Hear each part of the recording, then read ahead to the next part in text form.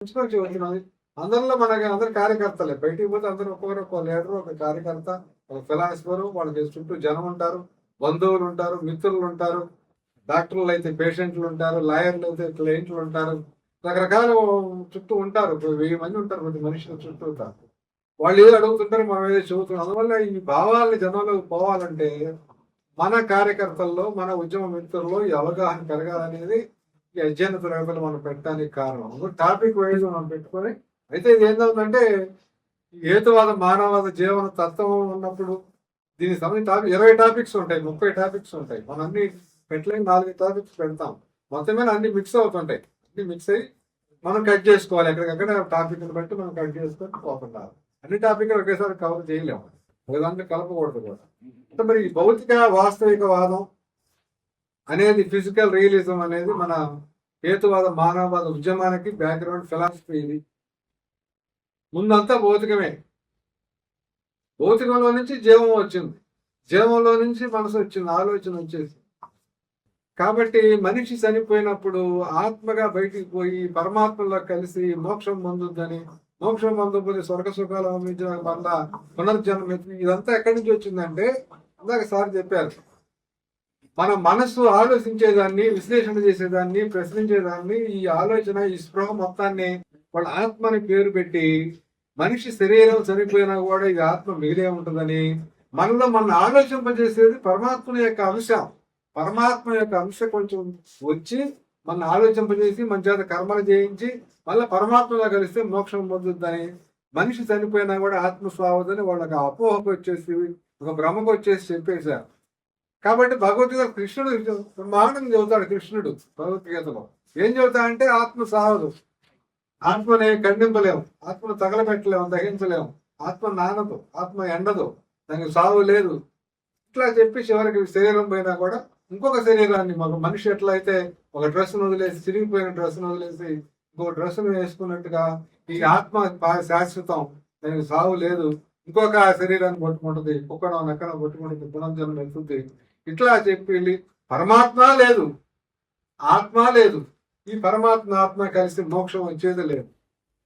స్వర్గసుఖాలు లేవు, నరక వేదనలు లేవు, పూర్వజన్మ లేదు, పునర్జన్మ లేదు, పూర్వజన్మ సుకృతం లేదు, పూర్వజన్మ వికృతి. ఇదంతా కూడా భ్రమంలోని ఆత్మ ఉన్నదని ఒక భ్రమను కొట్టుకొని, లేని దాన్ని ఉందనుకొని, సావదనుకొని, శాశ్వతం అనుకొని వాళ్ళు కథలల్లేసి ఎన్ని కర్మ సిద్ధాంతం కానించి, పునర్జన్మ సిద్ధాంతం కానించి, మోక్షం అంతా అల్లేశారు.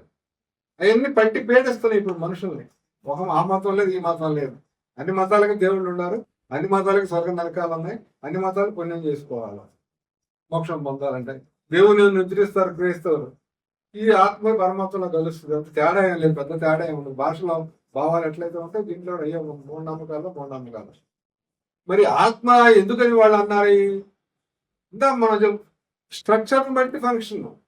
ఎప్పుడైతే మన బ్రెయిన్ చనిపోయి దాంట్లో ఉన్న కార్బన్ డైఆక్సైడ్ కలిసిపోయినాక 70% ఉండే వాటర్ నీటి ఆవిరిగా మారిపోయిన తర్వాత, దాంట్లో ఉండే సాల్ట్స్ అన్ని బూడిదగా మిగిలిపోయిన తర్వాత, ఏ పదార్థం విచ్ఛిన్నమే పోయినాక స్ట్రక్చరల్ చేంజ్ వస్తుంది. అక్కడ స్ట్రక్చర్ మారింది కాబట్టి ఇక మెదడులాగా ఆలోచించే అవకాశం ఈ మసికి కానీ, ఈ కార్బన్ డైఆక్సైడ్ కానీ, వాటర్ వేపర్ కానీ ఉండదు.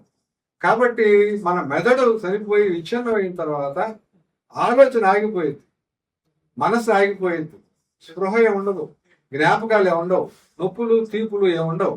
తాత ముత్తాతలకు ఇప్పుడు వాళ్ళకి నొప్పేవి లేదు అసలు. వాళ్ళ తాత ముత్తాతలు వాళ్ళ ఆత్మలు లేవు, మట్టిలో కలిసిపోయినాయి మొత్తం, గాలిలో, నీటిలో, నేలలో అన్ని కలిసిపోయింది. కాబట్టి ఈ ఆత్మని ఉందనుకొని, నాశనం లేదనుకొని భ్రమపడటం వల్ల దాని బేసిస్ గా వాళ్ళు అల్లిన అల్లికలన్నీ కూడా చివరికి మూఢ నమ్మకాలుగా, మూఢ విశ్వాసాలుగా, అంధ విశ్వాసాలుగా మారి అంధ ఆచారాలకి, మూఢ ఆచారాలకి, మూఢ సాంప్రదాయాలకు దారి తీసి, తల్లిదండ్రులు హిందువులైతే పిల్లలు హిందువులు, తల్లిదండ్రులు క్రైస్తవులైతే పిల్లలు క్రైస్తవులు, తల్లిదండ్రులు ఇస్లామీయులైతే వాడు పిల్లలు ఇస్లామీలు. ఎందుకు వస్తున్నారు అట్లా?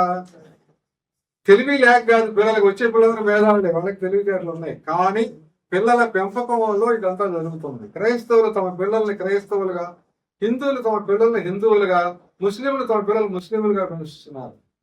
అందువల్ల ఏమైందంటే, వాళ్ళు చిన్నప్పటి నుంచి ఆలోచన మొదలుగా ముందు నుంచి ఈ పెంచడం వల్ల విశ్వాసాల పిల్లలు కూడా సంవత్సరానికి గోవిందా అంటాడు, సంవత్సరానికి బొట్టు పెడతారు, మురుగులు వేస్తారు, ఏవో దారాలు కడతారు. స్కూల్కి పోయేలోపు అన్నీ వచ్చేస్తాయి.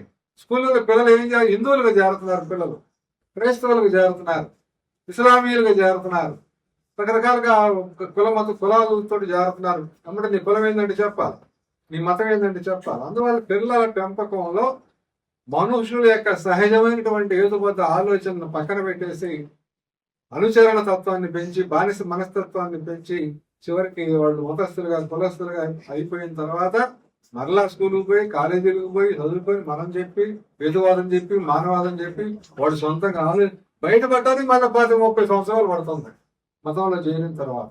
అందువల్ల మనం ఏంటంటే ఈ భౌతిక వాస్తవికవాదాన్ని ప్రచారం చేయాల్సిన అవసరం ఉంది. ఈ భౌతిక వాస్తవికవాదం అంటే అసలు ఫిజిక్స్ కాదు. Physics, chemistry, botany, zoology, psychology ఇదంతా కూడా భౌతిక వాస్తవికతను వివరించేటువంటి శాస్త్రాలు, పరిశోధన చేసి వివరించే శాస్త్రాలు. మనం ఒక మనిషిని వివరించిన దాంట్లో ఫిజికల్ లాస్ ఉంటాయి, మనిషిలో కెమికల్ లాస్ ఉంటాయి, దాన్ని బయోకెమికల్ లాస్ అంటారు. అట్లాగే బ్రెయిన్ ఫంక్షన్ బట్టి ఫలితాలు వస్తూ ఉంటాయి. ఇవన్నీ కూడా కలిపేసి ఫిజికల్ గా, కెమికల్ గా, బొటానికల్ గా, జువలాజికల్ గా, సైకలాజికల్ గా వివరించాల్సిన అవసరం ఉంది. కాబట్టి మనుషుల్లో ఏది వాస్తవం ఉంది?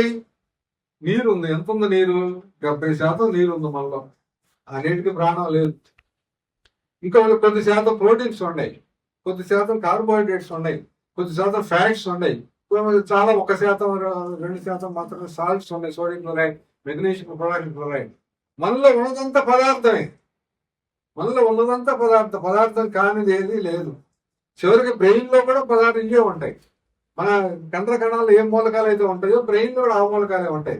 అది కండ్ర కణం యొక్క స్ట్రక్చర్ వేరు, బ్రెయిన్ కణం యొక్క స్ట్రక్చర్ వేరు.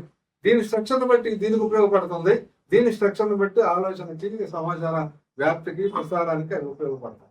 అందువల్ల ఈ structural change to leads to functional change అనేది ఫిజిక్స్ లో, కెమిస్ట్రీలో, బాటనీలో, జువాలజీలో, బ్రెయిన్ లో, హ్యూమన్ లో అన్నిట్లో అది అప్లై అవుతుంది. కాబట్టి మనం ఏమున్నాయి మనిషిలో? వీళ్ళు ఏమున్నాయి? కండరాలు ఉన్నాయి, బ్రెయిన్ ఉంది, చేతులు, కాళ్ళు అంటాం. ఇంకా అడ్వాన్స్ వెళ్తే proteins, fats, carbohydrates, salts, water ఉన్నాయి అంటాం. ఇంకా అడ్వాన్స్ ఫిజిక్స్ అని అడిగితే హైడ్రోజన్, క్లోరిన్, కార్బన్ ఎన్ని ఉన్నాయి అంటాడు. ఇంకా అడ్వాన్స్ అడిగితే ఏముండి అన్ని ఎలక్ట్రాన్లు, ప్రోటాన్లు, న్యూట్రాన్లు నిండా ఉన్నాయి. వాస్తవంగా ఏముండే ఆయనలో? ప్రోటాన్లు, ఎలక్ట్రాన్లు, న్యూట్రాన్లు లాంటి శక్తి కణాలు, ఒక 200 రకాల కణాలు ఆయన శరీరంలో ఉన్నాయి. అవన్నీ కలిసి కలిసి కలిసి స్ట్రక్చర్లు గా మారేసరికి కె. శ్రీనివాసాచార్య తయారవుతారు. ఈ వాస్తవాన్ని మనం జనానికి చెప్పాలి. ఈ వాస్తవాన్ని చెప్పినప్పుడు మనం నరకానికి పోము, స్వర్గానికి పోము. నరకం పోవడం కోసం ఏం చేయాల్సిన అవసరం లేదు. స్వర్గానికి ముందు ఈ లోకంలో సుఖంగా, స్వేచ్ఛగా, నీతివంతంగా జీవించడానికి అలవాటు పడటానికి మనం నాలెడ్జ్ పెంచుకోవాలా, నా సైంటిఫిక్ అవుట్లుక్ ఉండాలా, ఈ భౌతిక వాస్తవిక దృక్పథానికి రావాలి. మనం నమ్ముకునే ఈ భ్రమలన్నీ కూడా ఒట్టియే, వాటి వల్ల ఉపయోగం లేదు అని మనం చెప్పడానికి చాలా టాపిక్స్ ఉన్నాయి. భౌతిక వాస్తవికవాదిని అప్లై చేస్తే వాస్తు చెప్పొచ్చు, జ్యోతిషం చెప్పొచ్చు, ఇంకేదో రకరకాల అనేక మూఢనమ్మకాలను మనం చెప్పే అవకాశం ఉంది. కాబట్టి జనాన్ని ఎడ్యుకేట్ చేయడం అనేది చాలా కష్టమైన పని. ఎందుకంటే ఫిజిక్స్ కాడి నుంచి సైకాలజీ దాకా అన్ని సకల శాస్త్రాల వాస్తవాలను తీసుకొని ఈ భౌతిక వాస్తవికతని, ఫిజికల్ రియాలిటీని వివరించి చెప్పాల్సిన అవసరం ఉంది. అందువల్ల దాని గురించిన అవగాహన మనం పెంచుకోవాల్సిన అవసరం ఉంది. వాడు ఏదో అడుగుతాడు, అడిగిన దానికి సమాధానం చెప్పాలంటే మన దగ్గర సరుకు ఉండాలి, మన దగ్గర అవగాహన ఉండాలి. అవగాహనతో వాళ్ళకి చెప్పాలి. జనం ఎప్పుడు మారుతారంటే, నాకుండే డౌట్ వాడికి చేస్తే వాడు మారరు. వాడికి ఏదైతే డౌట్ ఉందో, ఏ యాంగిల్లో డౌట్ ఉందో, ఫిజిక్స్ లో ఉందో, కెమిస్ట్రీలో ఉందో, బైబుల్లో ఉందో, దేంట్లో ఉందో వాడి డౌట్, ఆ డౌట్ ని బట్టి వాడు దేవుడు లొంగి ఉన్నాడు కాబట్టి ఆ డౌట్ మనం క్లారిఫై చేయాలి. అడుగుతాడు, నీకు పిల్లలు ఎట్ట పుడుతున్నారని మామూలు, నీకు పిల్లలు ఎట్ట పుట్టామంటారు, దేవుడు లేకపోతే ఓపిక చెప్పాలా, ఎట్ట పుట్టామంటారు అంతే, ఒకటే మాట. గాలి లేదు కదా, దేవుడు కనపడలేదు అని చూపించమంటే నువ్వు గాలి కనపడలేదు కదా అంటాడు. వాడు నాలెడ్జ్ అది గాలి అంటే తెలియదు, గాలిలో ఏముంటాయో తెలియదు, గాలిని ద్రవంగా మార్చొచ్చని తెలియదు, గాలి వేడొస్తుందని తెలియదు, గాలి కనపడుతుంది తెలియదు. పొగ వస్తుంటే కనపడలేదు కదా వాయువు. ఒక వాయువుకి ఒక లక్షణం ఉంటుంది, ఒకటి కనపడుతుంది, ఒకటి కనపడదు. కానీ పీలిస్తే వాసన తేడాలు ఉంటాయి కదా గాలిలోని. పరిస్థితి తగులుతుంది కదా, 5 జ్ఞానేంద్రియాలకు అందుతుంది కదా. ఇది వివరించి మన నాలెడ్జ్ పెంచుకొని సైంటిఫిక్ గా, ఫిజికల్ రియలిస్ట్ గా వాళ్ళకి చెప్పి, వాళ్ళని ఒప్పించి డౌట్స్ క్లారిఫై చేస్తే మనం అందరం ఎట్లా మారాం, మన ముందు ఎంతో మంది పెద్దలు చర్చించుకుంటా ఉంటే విని మారాం, వాళ్ళు ఏదో చెబుతుంటే విని మారాం, వాళ్ళు రాసిన పుస్తకాలను చదివి మారాం. అందరూ అట్లాగే మారుతారు. కాబట్టి అలాంటి అవకాశాలని జనానికి ఇవ్వాల్సిన అవసరం ఉంది. ఈ భౌతిక వాస్తవికవాదాన్ని ప్రచారం చేయాల్సిన అవసరం ఉంది. కాబట్టి మన క్లాసులో ఈ ఫిజికల్ రియలిజం అని చెప్పి భౌతిక వాస్తవికవాదం చెబుతున్నాం. ఈ అంశం మీద మరి భౌతిక వాస్తవికతని అప్లై చేస్తూ రాజకీయంగా కానీ, సామాజికంగా కానీ, సాంస్కృతికంగా కానీ ఎలాంటి అప్లికేషన్స్ ఉంటాయో కూడా మనం చెప్పడానికి అవకాశం ఉంది. కాబట్టి ఈ అంశం మీద విస్తారమైన అనుభవం ఉన్నటువంటి నబీ సాహెబ్ గారిని ప్రసంగించుకుంటున్నాం. ఇవాళ భౌతిక వాస్తవికవాదం మీద ప్రపంచాన్ని మొత్తాన్ని కూడా కలిపి సబ్జెక్ట్, చాలా విశాలమైన సబ్జెక్ట్ ఇది. అయితే భౌతిక వాస్తవిక వాదం మీద మనకి ఫస్ట్ నుంచి క్లారిటీ రావాలని చెప్పాలంటే మనకి బిగ్ బ్యాంగ్ థియరీ చాలా అవుతుంది. ప్రతి ఒక్కరికి తెలుసుకోవాల్సిన విషయం అది. బిగ్ బ్యాంగ్ థియరీ చాలా క్లారిటీ ఇచ్చింది మనకి. 1380 కోట్ల సంవత్సరాల ముందు మిత్రులారా, కొద్దిగా అలసరిపై ఉన్నట్టున్నారు, మిగతాది దూరం ఉన్నట్టున్నారు అందరు కదా మేలుకొని మీరు రియాక్ట్ అవుతుంటే మాకు విషయాలు కాబట్టి నేను మీకు రిక్వెస్ట్ చేస్తున్నా, మీ రెస్పాన్సే మా స్పీచ్ ఉంటుంది, లేకపోతే ఎక్కువ దొరకదు ఇంకా. Thank you very much. మీరందరూ కూడా అప్రమత్తంగా ఉండి నేను క్వశ్చన్ చేయండి అవసరం అయితే. బిగ్ బ్యాంగ్ థియరీ గురించి మాట్లాడుకుందాం 2 నిమిషాలు. బిగ్ బ్యాంగ్ థియరీ ఇది 1380 కోట్ల సంవత్సరాలు క్రితం విశ్వ పదార్థం అంత పదార్థమే, విశ్వ పదార్థం అంటే ఫిజికల్ విశ్వ పదార్థం అంతా ఒక దగ్గర చేరి భారీ విస్ఫోటనంతో వెళ్ళిపోయింది. ఆ పేలిపోవటాన్ని బిగ్ బ్యాంగ్ అని చెప్పారు శాస్త్రవేత్తలు. ఆ బిగ్ బ్యాంగ్ తెలిగించి అప్పుడే ఈ ప్రోటాన్స్, న్యూట్రాన్స్ ఇవన్నీ కూడా నిలబడ్డాయి. కెమిస్ట్రీ అప్పుడే మొదలైంది, ఫిజిక్స్ కూడా అప్పుడే మొదలైంది. ఆ తర్వాత 950 కోట్ల సంవత్సరాల తర్వాత అప్పుడు వెదజల్లో పెట్టేటువంటి పదార్థము నక్షత్రాలుగా, గెలాక్సీలుగా ఇవన్నీ కూడా చాలా దూరంగా చేసినాయి. ఇప్పుడు మనకు దగ్గర ఉన్నటువంటి నక్షత్రం ఏంటంటే సూర్యుడు. రెండవ నక్షత్రం మనం అతి దగ్గరగా ఉన్న సూర్యుడు తర్వాత రెండవ నక్షత్రం ఏంటి? ప్రాక్సిమా సెంటారి. ఆ ప్రాక్సిమా సెంటారి మనకి ఎంత దూరంలో ఉంది? కాంతి వేగం ఎంత? పర్ సెకండ్ 3 లక్షల కిలోమీటర్లు. 3 లక్షల కిలోమీటర్ పర్ సెకండ్ వేగంతో కనుక ప్రయాణించినట్లయితే ప్రాక్సిమా సెంటారికి చేరుకోవడానికి 4.5 లక్షల సంవత్సరాలు పడుతుంది. ఆ 4.5 సంవత్సరాలు పడుతుంది. 4.5 సంవత్సరాలు పడుతుంది. ప్రాక్సిమా సెంటర్ ఉంది. కాబట్టి ఈ విశ్వం ఎంత విశాలమైందో మనం అంత పెద్ద ఈ విశ్వం, యూనివర్స్ చాలా పెద్దది. వేల కోట్ల లక్షలు ఇవన్నీ కూడా చాలా నష్టాలు ఉన్నాయి. అక్కడి నుంచి వచ్చిన తర్వాత మన బిగ్ బ్యాంగ్ తర్వాత 950 కోట్ల సంవత్సరాల తర్వాత ఈ సూర్య కుటుంబము మన భూమి ఏర్పడడం జరిగింది. సూర్య కుటుంబంలో భూమి ఏర్పడడం జరిగింది. ఈ దుమ్ము ధూళి అంతా కూడా కూడి పరిణామ క్రమంలో భూమిగా ఏర్పడటం, భూమి మీద జీవం ఏర్పడటానికి 100 కోట్ల సంవత్సరాలు పెట్టింది.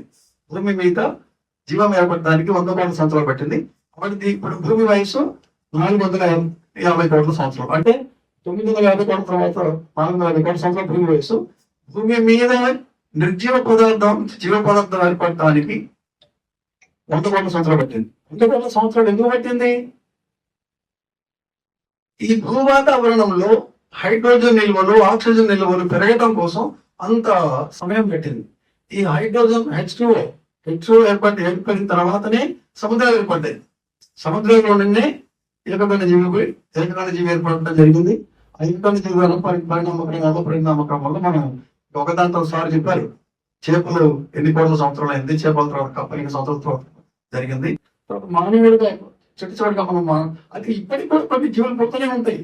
ఇప్పుడు మన బ్లడ్ ఉన్నది, బ్లడ్ కొడిపోతే దాంట్లో పుడిగే కాదా, అవి కూడా క్రియేషన్ కదా, అవి కూడా పుడిగే క్రియేషన్ కాదు, దాంట్లో పుడుతుంటాయి కదా సార్, నుంచి వస్తాయి గుడ్లు, కొత్త జీవులు పుడుతున్నాయి కదా దాంట్లో, తల్లు నుంచి బిడ్డలు వస్తాయి. Okay okay sir. ఆ తర్వాత చివరికి మన ఈ మన సెగ్మెంట్స్ అనే దీంట్లో యువల్ నవహరి రాసిన పుస్తకంలో అయితే దక్షిణాఫ్రికాలో, ఈస్ట్ ఆఫ్రికా ఆఫ్రికా యొక్క దక్షిణ భాగంలో ఈస్ట్ ఆఫ్రికాలో మానవ పరిణామ క్రమం సంభవించిందని చెప్పి చెప్తాడు ఆయన. దాంట్లో ఆది మానవుడి యొక్క ఆనవాళ్ళు ఆ తుణకాలలో నియంత్రణ ఎముకలలో అన్ని మైనటువంటి ఎముకల్ని నియంత్రణ హోమాన్ని నియంత్రిస్తున్నాడు. తెలుసోవా కేవలం తుణకాలు పెట్టినటువంటి మానవ అవశేషాలని హోమో డెనిసోవా అన్నాడు, హోమో ఫ్లోరిన్సిస్ అన్నాడు, హోమో ఎరెక్టస్ అన్నాడు. ఇవన్నీ కూడా రకరకాల అంటే ఆ పరిణామ క్రమం వేరు వేరు అవి 25,000 సంవత్సరాల ద్వారా వచ్చింది. అయితే వాటి మెదడు అంటే ఇప్పుడు చూసినట్టయితే ఆ మెదడు సైడ్ తెలిసిపోతుంది. అంటే ఉన్నదో దాని యొక్క మెదడు యొక్క పరిమాణం ఎంత ఉందో తెలుస్తున్నాడు. మెదడు పరిమాణం ఎంత ఉందని చెప్పి లెక్కేశారు. 650 క్యూబిక్ సెంటీమీటర్లు అని చెప్పేసి లెక్కేశారు. ఆ తర్వాత పెరుగుకుంటూ వచ్చేసిన తర్వాత ఈ మన హోమో ఎరెక్టస్ అంటే మొట్టమొదటి మానవుడు 2 కాళ్ళ మీద మొట్టమొదటి మానవుడు హోమో ఎరెక్టస్. అతని బ్రెయిన్ సైజ్ ఎంత చెప్పాడు, 1200 క్యూబిక్ సెంటీమీటర్. అయితే ఈ మానవుడు ఎవరి నుంచి ఎవరు అయ్యాడు? ఆస్ట్రలోపిథెకస్ ఆస్ట్రలోపిథెకస్ అనేటువంటి వర్గం నుంచి దాంట్లో 5 ఉంటాయి. మన చింపాంజీస్, గొరిల్లాస్, ఒరాంగిటాన్స్, గిబ్బన్స్, ఈ 4 జాతుల్లో నుంచి చింపాంజీ యొక్క మనం 60 లక్షల సంవత్సరాల క్రితం చింపాంజీ ద్వారా పరిణామ క్రమం చెంది మానవ రూపం రావడానికి 35 లక్షల సంవత్సరాలు పట్టింది మానవ రూపం రావడానికి. ఆ తర్వాత ఇప్పుడు ఈ రకంగా చూస్తే అంటే ఇప్పుడు ఆది మానవుడు పుట్టి 25 లక్షల సంవత్సరాలు అయింది. ఎంత కెపాసిటీ బ్రెయిన్ సైజ్ తోని 650 సెంటీమీటర్ల సైజ్ తోని మానవుడు వచ్చాడు. ఆ తర్వాత పరిణామ క్రమంలో మనం వచ్చేసి 2 లక్షల సంవత్సరాలు సార్ మనం వచ్చేసిన తర్వాత 2 లక్షల సంవత్సరాలు మనం ఇన్వాల్వ్ అయ్యి. ఇంకా మనం బ్రెయిన్ సైజ్ ఎంత 1400 క్యూబిక్ సెంటీమీటర్లు, అంటే 650 సెంటీమీటర్ల నుంచి 500 సెంటీమీటర్ల వరకు హోమో ఎరెక్టస్. మొట్టమొదటిసారి 2 కాళ్ళపై నిలబడ్డ మానవుడు హోమో ఎరెక్టస్. ఇప్పుడు దక్షిణాఫ్రికాలోనే ఆవిర్భవించి ఇవాల్వ్ అయిపోయి ఆ తర్వాత మొత్తం యూరేషియాలో మొత్తం జీవన పోరాటం కదా, బతకడం కోసం పోరాటం చేయాలంటే అవకాశం ఆ జీవన పోరాటంలో బతకడం కోసం స్పెండ్ అయ్యారు మానవుడు. ఆ స్ప్రెడ్ ఈ రకంగా ఏషియాకి యూరోప్ అట్లా స్ప్రెడ్ అయిన తర్వాత ఇక అమెరికా తర్వాత వెళ్ళడం అనుకోండి, అది వేరే విషయం. ఈ రకంగా వచ్చిన తర్వాత మళ్ళీ ఇప్పుడు మొత్తం అంటే ఇప్పుడు ఈ పరిస్థితిలో ప్రపంచంలో ఎక్కడ కూడా మొత్తం అరణ్యాలతో నిండిపోయింది, పురాణ మృగాలతో నిండిపోయి ఉన్నది. మరి ఆ తర్వాత మరి పురాణ మృగాలలో మానవుడు ఎంతమంది కష్టమే కదా. అప్పుడు మానవుడు ఎక్కడ జీవించాడు? ఆ మానవుడు ఎదుర్కొన్నది 3 ప్రమాదాలు, అంటే 3 శక్తుల మీద వ్యతిరేకం వేరే తను కాపాడుకోవచ్చు. ఒకటేమో ఆకలికి తీర్చుకోవాలి, ఆకలి తీర్చుకోకపోతే ఒకే మనిషి. 2 క్రూరమృగాలు తను కాపాడుకోవాలి. 3 ప్రకృతి వైపరించాడు. వీటన్నింటినీ రక్షణ పొందుకుంటూ ఎక్కడ జీవించాడు? కోళ్ళలో జీవించాడు. ఫర్ ఎగ్జాంపుల్ కోళ్ళలో జీవించుకుంటూ మొదటి శత్రువు ఆకలి తీర్చుకోవడం కోసం బయటకు వెళ్ళినప్పుడు మొదటి శత్రువు కోళ్ళగంటూ వైల్డ్ యానిమల్స్. ఆ వైల్డ్ యానిమల్స్ తో ఎలా ఉంటుందంటే, ఫర్ ఎగ్జాంపుల్ ఒక వైల్డ్ యానిమల్ వచ్చేసి ఒక జింకలు కొట్టేసి వెళ్ళిపోతాయి. ఆ తర్వాత హైనాస్ అని ఫాక్స్ అని అవన్నీ కొడుతుంది, అవి కూడా వెళ్ళిపోతాయి.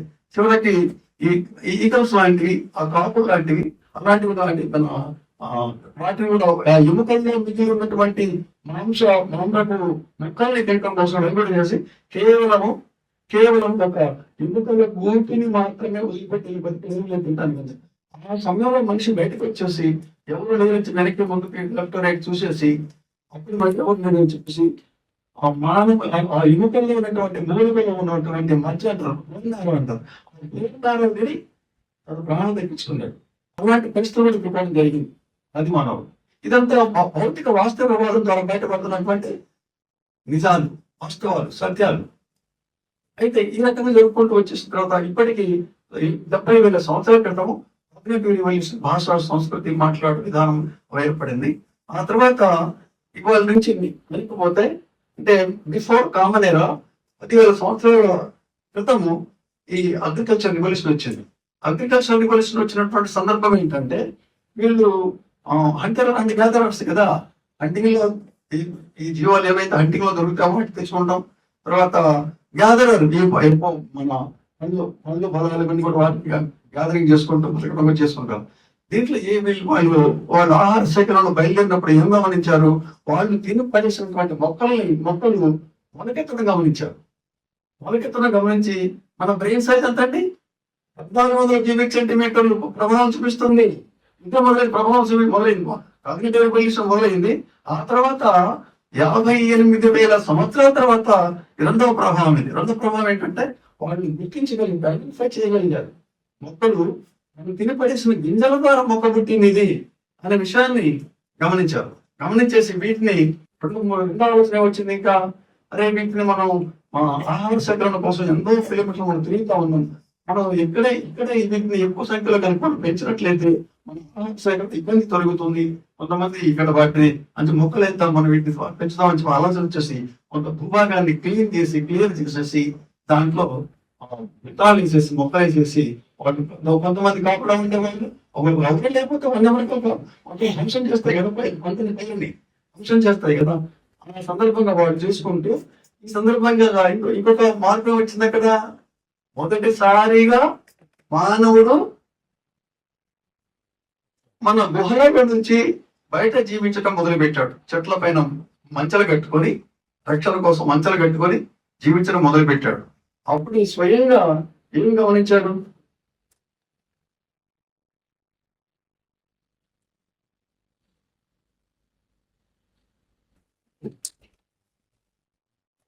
Thank you.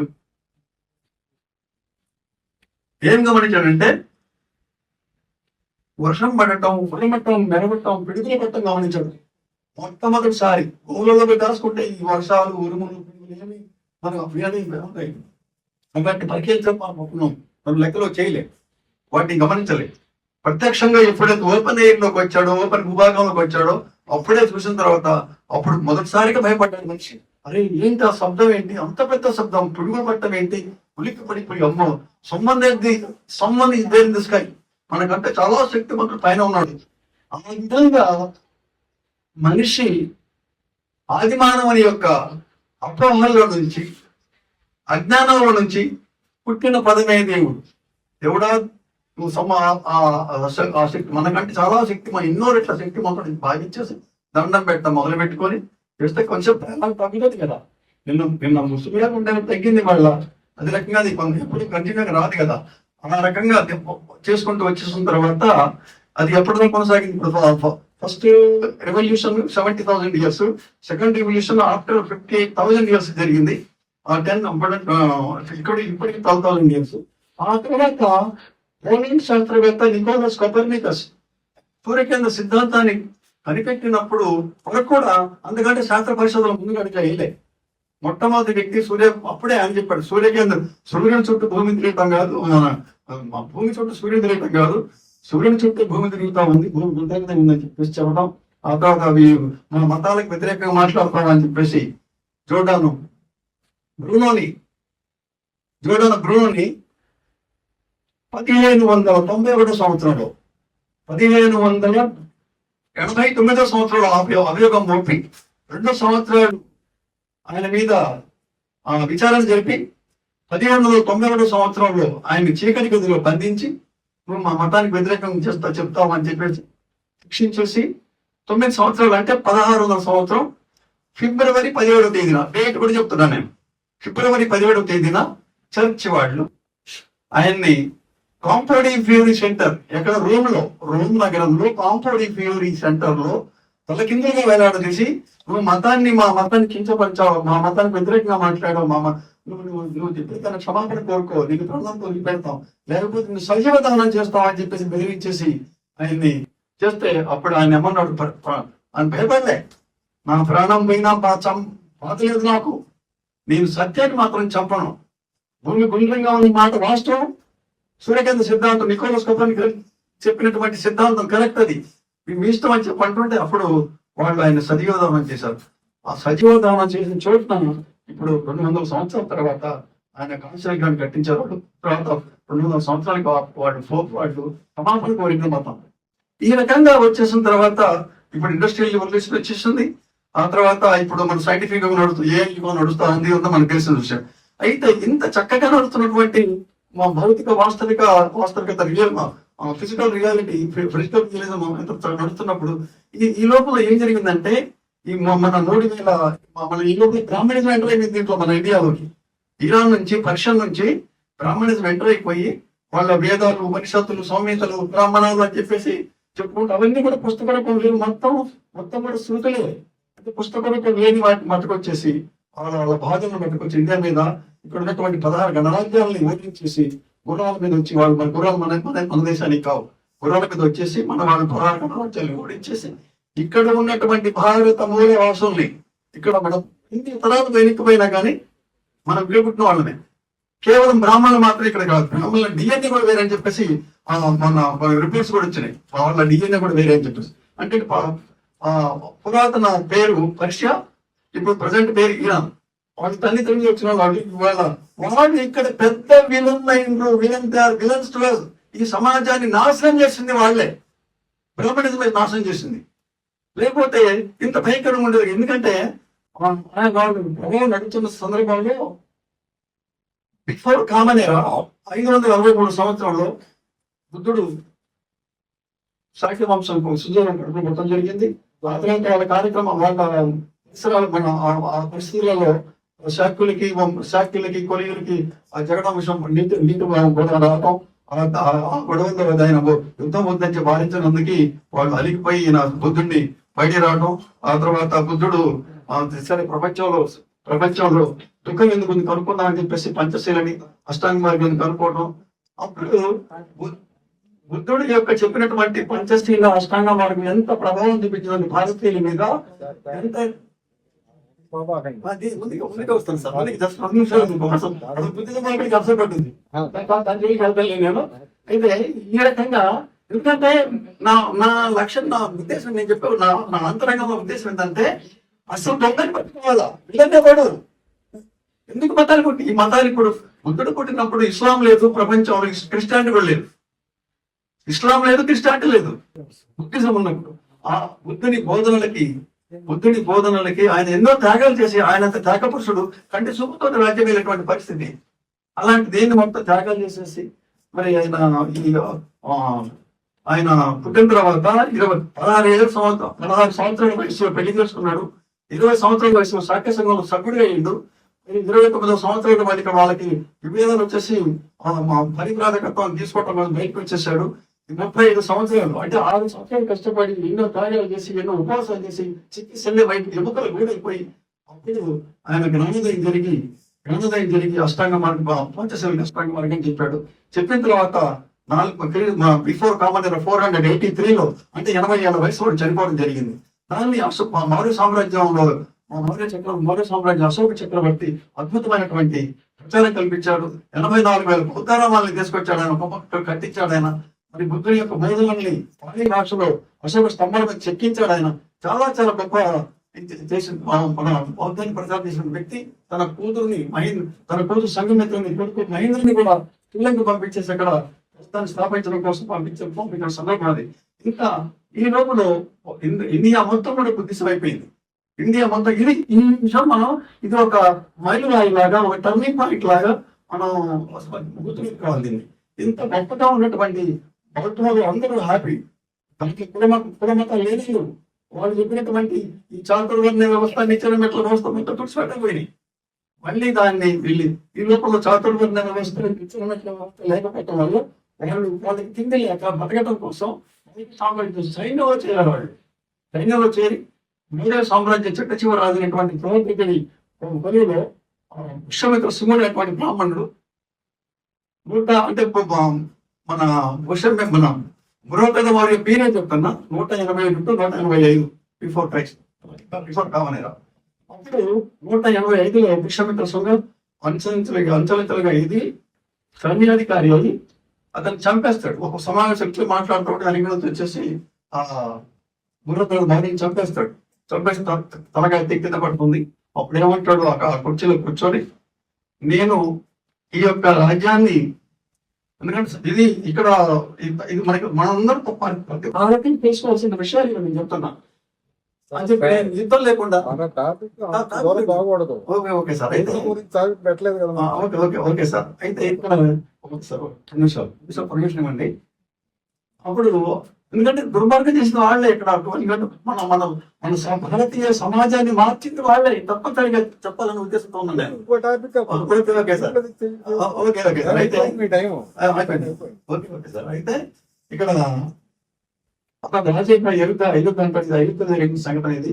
ఆ తర్వాత మనుధర్మ శాస్త్రాన్ని రాసి మన భారతీయ మూల భాషలందరికీ చదువు నిషేధించి ఇక్కడ కుంభం మునిగింది.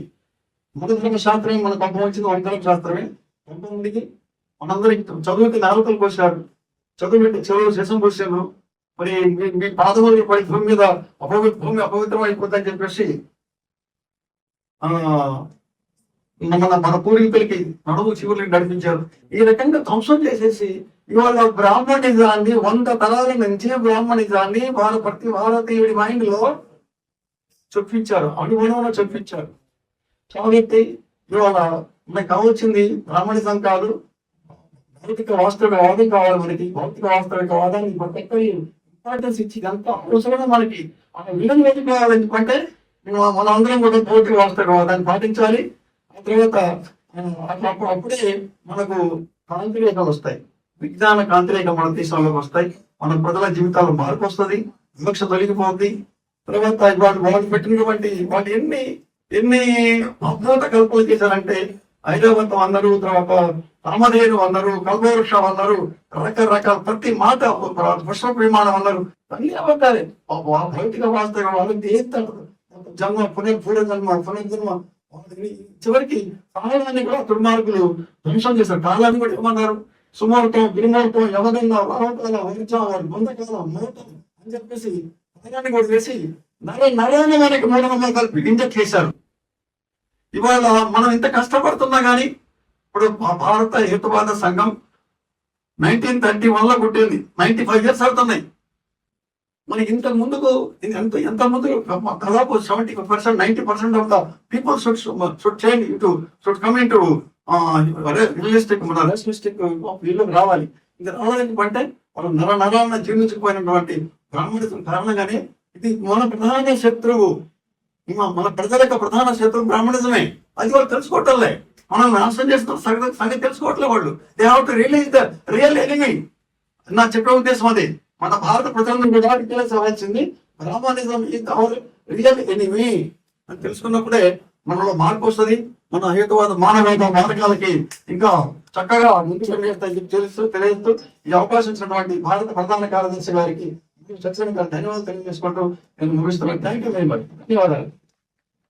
Good evening to my rationalist home minister. Today, I want to talk about the physical realism. What is physical realism? In simple words, it is the belief that the physical world exists independently of our minds.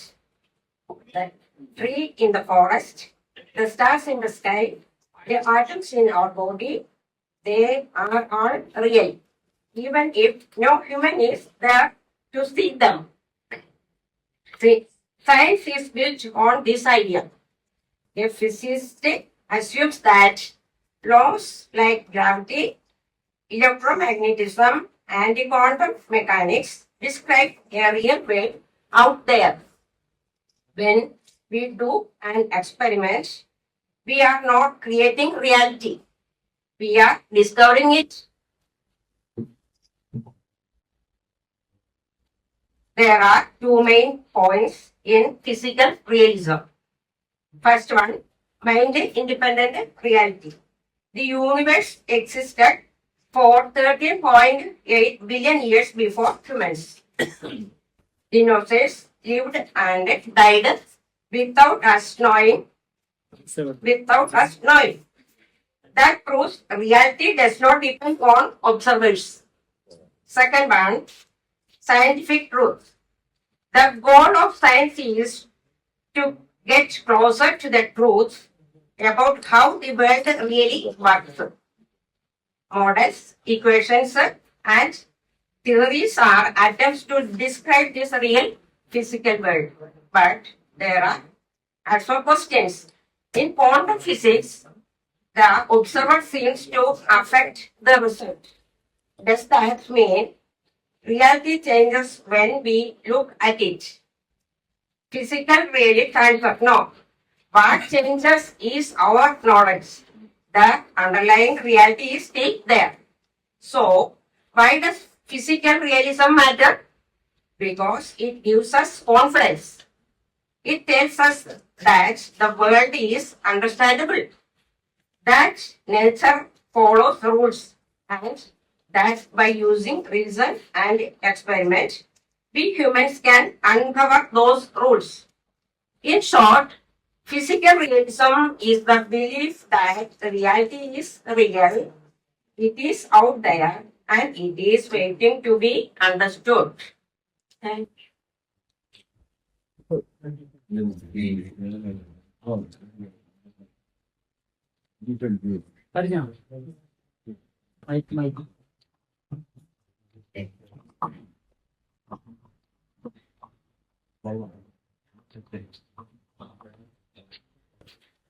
I thank Mr.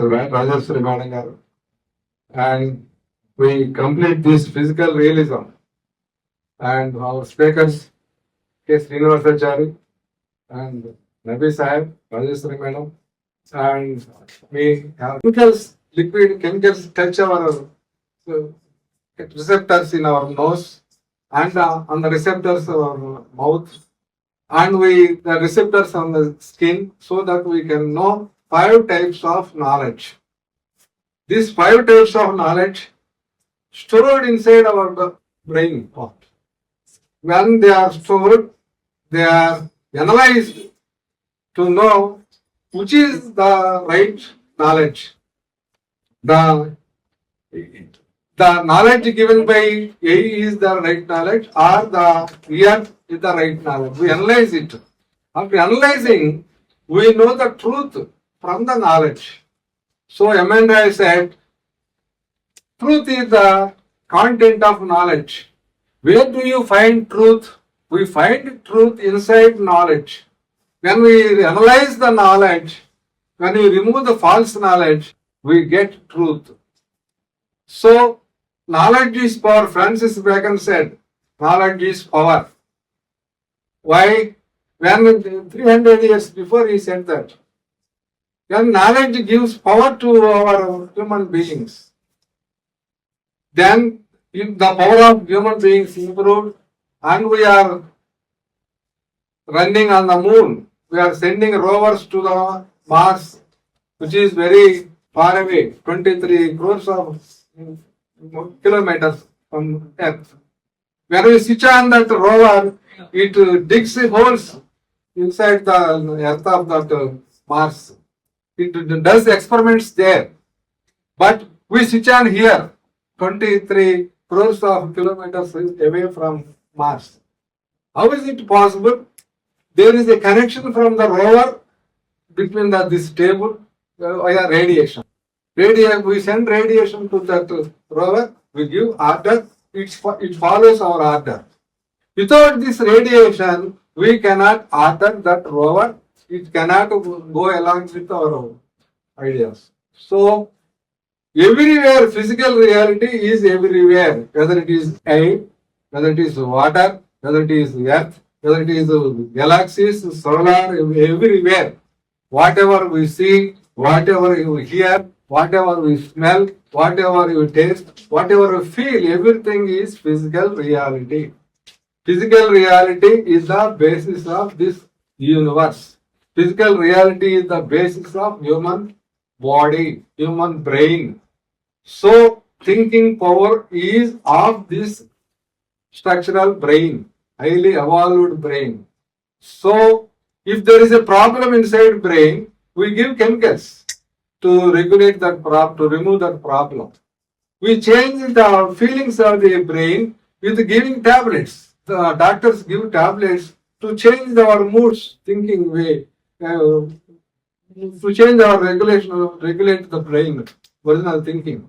So, with a chemical tablet, our brain functions well. With a chemical tablet, our stomach functions well. With a chemical tablet, our heart, our lungs function well. That means biochemical reactions rule human body. Biochemical reactions rule the plant bodies and the animal bodies. We have energy. Our temperature is 98.4 degrees Fahrenheit. Day and night, during summer, during winter, during rainy season. Even if you go to Sahara desert or Thar desert, your body temperature shall not increase. It shall be 98.4 degrees Fahrenheit. When you go to snow poles, there shall also your temperature will be 98.4 degrees Fahrenheit. Our body regulates, standardize the temperature. These reactions are biochemical reactions. When there is biochemical reactions, we regulate our body temperature at 98.4 degrees Fahrenheit. So, whatever happens in this universe is because of this physical reality, which is ruled by some laws. The law governed universe, law governed physical reality rules this universe. The physical universe, chemical universe, plant universe, biological universe, whatever, brain universe. Brain is part of universe. Human being is a part of universe, physical matter. So all our body is a physical reality, made of physical reality. So when we understand that there is no spirit inside our brain, there is no spirit inside our bodies, there is no spirit that goes out of our body when we die. So these are the applications of physical reality. When we apply physical realism to human life, it becomes humanism. It becomes rationalism. So way of thinking is rationalism. Way of living is humanism. So we have to live as human beings after thinking rationally, after understanding this universe, after understanding other human beings, so on. So our movement is rationalist humanist movement.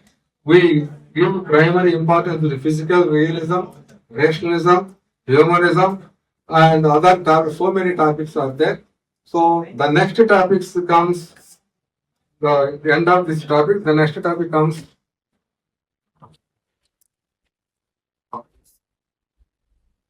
Religious beliefs, freedom of expression, మత విశ్వాసాలు, భావ ప్రకటన స్వేచ్ఛ. ఇది రెండు కలిపాల్సి వచ్చింది, కలిపాను. మత నమ్మకాలు ఉన్నాయి, మత విశ్వాసాలు ఉన్నాయి, రిలీజియస్ బిలీఫ్స్ ఉన్నాయి, రిలీజియస్ ఆచారాలు చాలా ఉన్నాయి, ఫ్రీడమ్ ఆఫ్ ఎక్స్ప్రెషన్. ఈ రెండుకి లింక్ చేసే మాట్లాడాల్సిన టాపిక్. ఆయన హిందువు, ఆయన భావ, ఆయన విశ్వాసాలు హిందువుకి రాజ్యాంగం ఇచ్చింది. ఎవరి విశ్వాసాల ప్రకారం వాళ్ళు ఆచరించుకునే స్వేచ్ఛ వాళ్ళకు ఉన్నది. అవి తప్పులు అనిపిస్తే వాటిని మానుకునే స్వేచ్ఛ కూడా ఉంది. హిందువుల్లో పుట్టిన వాళ్ళైనా, అగ్ర కులాల బ్రాహ్మణుల్లో పుట్టిన వాళ్ళనే తప్పు అనిపిస్తే మానుకునే స్వేచ్ఛ కూడా ఉంది. వాడు దేవుడు ఉన్నాడని చెబుతున్నాడు, వాడికి ఆ స్వేచ్ఛ ఉంది. లేడని అనిపిస్తే లేడని చెప్పుకునే స్వేచ్ఛ కూడా ఉంది. కాబట్టి ఈ మత నమ్మకాలకి ఈ భావ ప్రకటన స్వేచ్ఛకి లింక్ చేసి మతస్థులకి ఎట్లయితే వాళ్ళ భావాలను ప్రచారం చేసుకునే స్వేచ్ఛ ఉందో, వాళ్ళ ఆచారాలను జరుపుకునే స్వేచ్ఛ ఉందో, మనకి కూడా మన భావాలను ఎక్స్ప్రెస్ చేసేటువంటి స్వేచ్ఛ, భావ వ్యక్తీకరణ స్వేచ్ఛ ఉన్నదే. ఒకసారి హేతువాదికి ఒక ఆయన ఆర్డర్ చేశాడు, బస్సులో చీరాలు పోతుంటే క్రిస్టియన్ గ్రూపులు వాళ్ళు మీటింగ్ చేసుకున్నారంట. పెద్ద ఎవరో ఒక పెద్ద వాళ్ళు ఎవరు కూడా మనకి తెలియదు. ఒక ఆయన ఫోన్ చేసి హేతువాదిలో బైబిల్ గురించి విమర్శించిన వ్యాసాలు వచ్చినాయి, పలానా ఆయన పేరు, ఆయన ఎక్కడ ఉంటాడు, ఆయన ఫోన్ నెంబర్ మాకు పంపండి, ఆయన ఫోన్ నెంబర్ నాకు పంపితే నేను మిమ్మల్ని వదిలేస్తాను, ఇక ఆయన సంగతి చూసుకుంటాను అన్నాడు. మేము అటు చెప్పం సార్, ఆయన బైబిల్ మీద ఆయన అభిప్రాయాలు ఆయన రాశాడు, ఆయన భావ ప్రకటన స్వేచ్ఛ ఉంది. మీకు ఏదైనా తప్పు అనిపిస్తే మీరు మాకు రాయండి పలానా తప్పని, అప్పుడు ఆయనకి పంపుతాం, ఆయన దానికి సమాధానం రాస్తారు. లేదా ఇది తప్పు అనిపిస్తే మీ పత్రికలో మీరు మేము ఎట్లయితే రాసుకున్నాం మా పత్రికలో, మీ పత్రికలో మీరు రాసుకోండి, మీ వాళ్ళకి మీరు సమాధానం చెప్పుకోండి అంటే ఆయన గట్టిగా వార్నింగ్ ఇచ్చి ఇప్పుడు నాకు అతను నెంబర్ ఇవ్వాలా, అతను నెంబర్ ఇస్తానంటే నేను అటు ఇవ్వడానికి లేదు సార్ అని మళ్ళీ వెంకటాద్రి గారి దగ్గర ఎదురు కూర్చొని మాట్లాడితే మీకు ఎట్లయితే రాజ్యాంగంలో మీ మత ఆచారాలని చేసుకునే స్వేచ్ఛ ఉందో, మాకు కూడా దాని పక్కనే ఆర్టికల్ ఉంది, భావ ప్రకటన స్వేచ్ఛ, మాకు కూడా దేవుడు లేడని చెప్పే స్వేచ్ఛ ఉంది. మత గ్రంథాల్లో తప్పులండి. మతం బైబిల్ నీది కాదు, నాది కాదు, భగవద్గీత నీది కాదు, నా అందరిది, ఎవరో చెప్పారు రైట్ అని మేము తప్పు అంటున్నాం, చెప్పుకునే స్వేచ్ఛ ఉంది అని నేను డైరెక్ట్ గా వాదిస్తే, ఏం సార్ మేము చేస్తుంది మీకోసమే కదా అన్న చివరికి. బైబుల్ మతస్తుంది, ఆ బైబుల్ కోపంలో నుంచి బయటికి తీసి రక్షించడానికి మేము చేస్తున్నాము. హిందువులు ఆ కోపం మురికొట్లో నుంచి రక్షించడానికి మేము చేస్తున్నాము.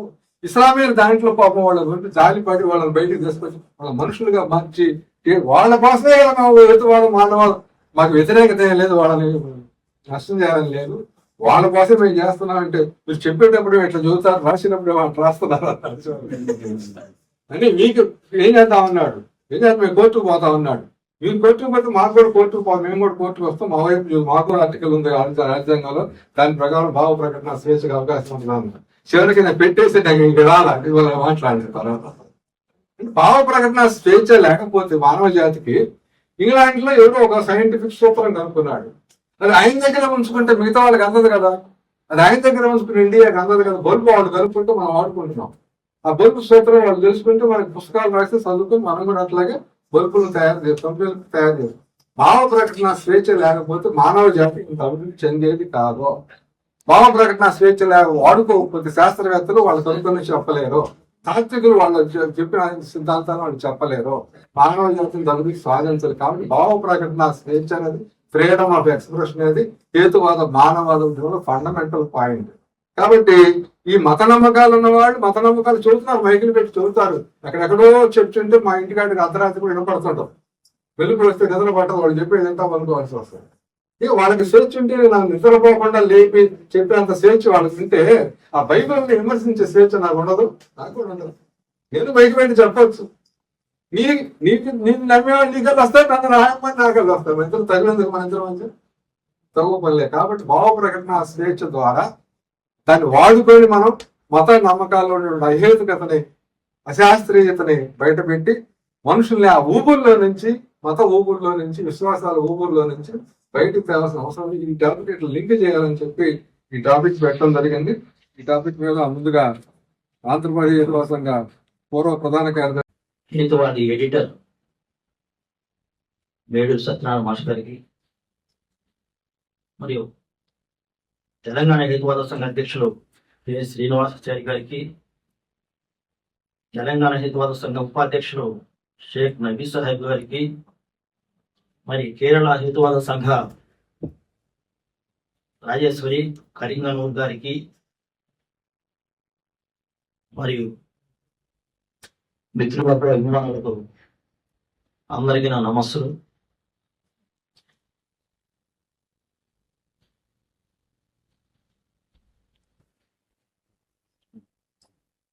ఆదిమ మానవుడి దగ్గర నుంచి ఆధునిక మానవుడి దగ్గర దాకా మనకి ఏదైతే మన జ్ఞానానికి అందలేదో, ఇంకా తెలుసుకోవాల్సింది ఉందో, దాన్ని మనం ఒక నమ్మకంగా, దైవంగా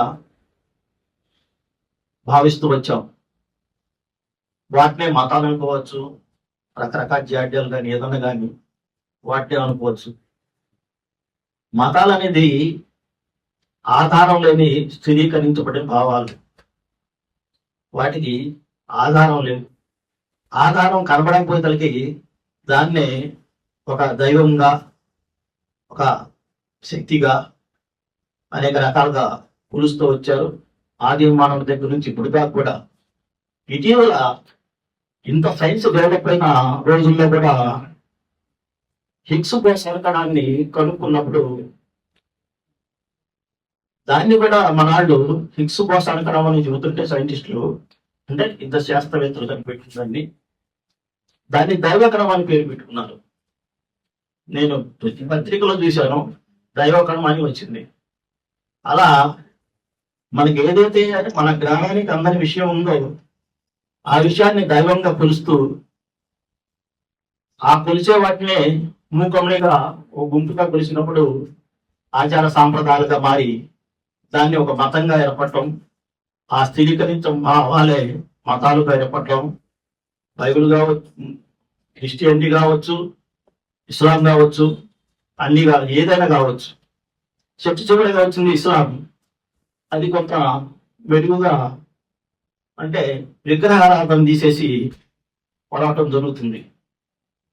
అది లేని దాన్ని ఊహించి మనకంతటికి ఒక కర్త ఉన్నాడు, అతన్ని మనం కొలుద్దాము. మన జీవితం అంటే ఏ పరలోకం ఇది సాధించిన పైలోకంలో మనకి అన్ని సౌకర్యాలు ఉంటాయి, అతన్ని కొలిస్తేనే మనకు అవన్నీ దొరుకుతాయి అన్న ఉద్దేశంతో పోరాటం జరుగుతుంది. ఇప్పుడు బైబిల్ని అనుసరించి బైబిల్ నైతికతని చేసేవాళ్ళు కొంతమంది, మరి ఖురాన్ని ప్రాతిపదిక తీసుకొని పవిత్ర గ్రంథంగా భావించి దాంట్లో ఉన్న విషయాలు ఖురాన్ ప్రకారం బ్రతకాలన్న దాని అట్లా వెళ్ళటం జరుగుతుంది. అప్పుడు ప్రవక్త 12 మందిని చేసుకుంటే కనీసం ఆ 40 చేసుకుందాం అన్న భావం ఇది ఎక్కడి నుంచి వచ్చింది? అది అప్పుడు భావాలు, అవి అనాగరికమైన భావాలు. ఆ భావాలు ఇప్పుడు ఆయనేదో ఎండకి కాడలేక టోపీ పెట్టుకుంటే మనం ఇప్పుడు కూడా టోపీ పెడతా ఉంటాం. అప్పుడు గడ్డ తీయించుకునే సౌకర్యాలు లేవు కాబట్టి గడ్డాలు పెంచుకున్నారు వాళ్ళు. మనం ఆ గడ్డాలని ప్రవక్త పెంచాడు కాబట్టి మనం పెంచాలి అంతే. గుడ్డిగా మూఢనమ్మకం అంటే ఇలాంటివి. మరి అట్లా గుడ్డిగా ఏర్పాటు చేసుకొని మతాలుగా స్థిరీకరింపబడి ఉన్నాయి. మనిషి ఏ మేరకు జ్ఞానాన్ని సాధిస్తాడో ఆ మేరకి అతను నడవడికి ఉంటుంది. ఏదైతే మనం ఆలోచన అందదో అక్కడ నిర్ణయాలు తీసుకోలేడు. ఎంత మటుకి మన జ్ఞానానికి అందుతుందో ఆ మేరకే మనం నిర్ణయాలు తీసుకోవడం జరుగుతుంది. మరి అందరి విషయాన్ని దైవంగా భావించి ఏ మతాలే ఇవి, ఈ మత విశ్వాసాలు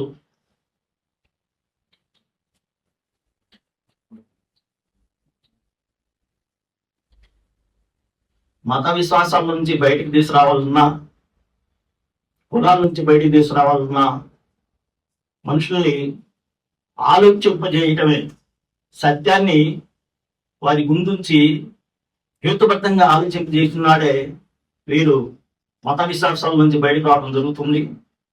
దానికోసం వాళ్ళు ఏదైతే దేవుడు అగీతని చెప్పి వాళ్ళు చెప్పుకుంటున్నారో, వాక్ స్వాతంత్రం వాళ్ళకి ఎట్లా ఉందో మనకు కూడా ఇవి ఈ రకంగా ఆలోచిస్తే చూడండి, ఈ రకంగా ఆలోచిస్తే ఇవి లేనట్టుగా ఉంటాయి. ఇవి మనం సర్ది చెప్పి వాళ్ళని సత్య నిర్ధారణ చేసి చెప్పి వాళ్ళని మనం స్వేచ్ఛగా ఆలోచింపజేస్తే మతాల నుంచి బయటకు రావడానికి ఎక్కువ ఆస్కారం ఉంటుంది. మనకి వాక్ స్వాతంత్రం భారత రాజ్యాంగంలో భావ ప్రకటన స్వేచ్ఛ అనేది ఆర్టికల్ 19(1)(a) కింద పౌరులందరికీ ప్రాథమిక హక్కుగా కల్పించబడినది. దీని ప్రకారం ప్రతి పౌరుడు తమ భావాలను, అభిప్రాయాలను మాటల ద్వారా, రాతల ద్వారా, దృశ్య మాధ్యమికల ద్వారా తెలియజేయవచ్చు. దీనికి ఆటంకం లేదు. వాళ్ళకట్ట భావ ప్రకటన స్వేచ్ఛ ఉందో మనం లేదని చెప్పి ఎందుకు లేడు ఏందనేది మనం విపులంగా వివరించడానికి మనకు హక్కు ఉంది. దీని కిందకే పత్రికా స్వేచ్ఛ కూడా దీని కిందకే వస్తుంది. సమాచార హక్కు ప్రచారం దీని కిందకే వస్తుంది. మరి దేశంలో ప్రభుత్వం పనితీరును విమర్శించడానికి, చర్చలు జరపడానికి స్వేచ్ఛ అత్యంత ముఖ్యం. రాజకీయంగా కూడా మన చర్చలు జరపడానికి కూడా మనకు హక్కు ఉన్నది. ఇవన్నీ సమావేశం పరిచే హక్కు ఉంది. వినతి పత్రాలు, విజ్ఞాన పత్రాలు మనం నిర్ణయించుకునే హక్కు కూడా ఉన్నది. మరి ఈ రకంగా మనం హేతువాదులంతా మనుషుల్ని చేస్తే అందరూ హేతువాదులుగా మారడానికి ఎక్కువ అవకాశం ఉంటుంది.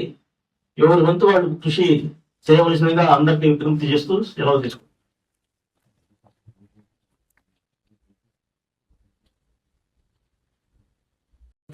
వాటి గురించి రాస్తే వీటి మీద కోర్టుకి వెళ్తే బాంబే హైకోర్టులో కేసు వేస్తే రేజన్ కేసు అని చెప్పి అది ప్రచారం అయింది.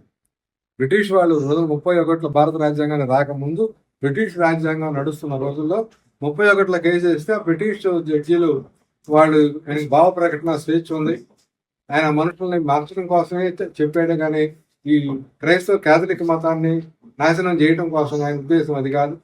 ఆయన పత్రికలు రాసుకొని కొనుక్కొని చదువుకునే వాళ్ళు చదువుకుంటున్నారు. ఆయన పత్రికలు రాసుకుంటే మీరు కొనుక్కొని చదువుకోలేదు కాబట్టి మీకు ఇష్టం ఏం లేదు, మీ మీద ఆయన దాడి చేయలేదు. 100 మంది 200 మంది పాఠకులు ఉన్నారు. ఆ పాఠకులకి అవగాహన పెంచడం కోసం ఆయన రాస్తే మీకు మా భావాలు దెబ్బదని అని చెప్పి అడిగి ఆయనకి ఆ స్వేచ్ఛ ఉంది, భావ ప్రకటన స్వేచ్ఛ అని చెప్పి ఆ కేసును కొట్టేయడం రేజన్ కేసు అని చెప్పి ఆ కేసు. ఇది ఒక 20 ఏళ్ల క్రితం వెంకటాద్రి గారు నాకు ఆ పుస్తకం ఇచ్చి అనువాదం చేయమంటే కొన్ని అనువాదం అప్పుడు చేశాను, కొన్ని ఆయన వ్యాసాల మీద సమీక్ష చేసి ఈ పుస్తకాన్ని ఇప్పుడు ప్రింట్ చేయడం జరిగింది. ఎందుకంటే 2031లో రేపు రాబోయే 2031లో భారతీయ హితవాద సంఘం 100 సంవత్సరాల ఉత్సవాలను జరుపుకోబోతుంది. అందుకని దాన్ని గుర్తు చేయడం కోసం 1931లో స్టార్ట్ అయినటువంటి వివాద వ్యాసాలని ఆయన పత్రికలో వచ్చిన వ్యాసాలను సమీక్ష చేసి ఈ పుస్తకాన్ని ప్రింట్ చేయడం జరిగింది.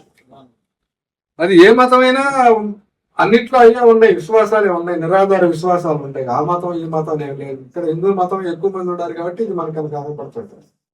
యూరోప్ పోతే క్రైస్తవ మతం కనపడుతుంది, మధ్య ఆసియాకి పోతే అక్కడ క్రైస్తవ మతం, ఇస్లాం మతం కనిపిస్తూ ఉంటుంది.